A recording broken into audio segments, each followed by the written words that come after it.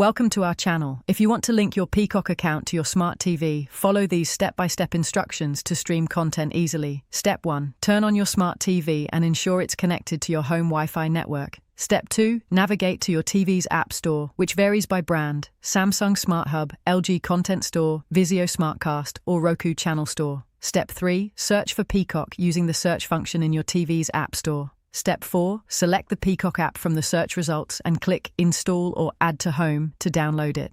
Step 5. Open the Peacock app after installation completes. You'll see a welcome screen with sign-in options.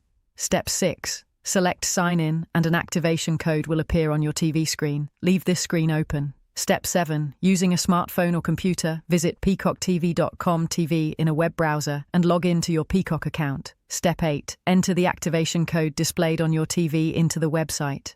After submission, your smart TV will automatically link to your account and you can start streaming. Don't forget to like this video and subscribe to our channel.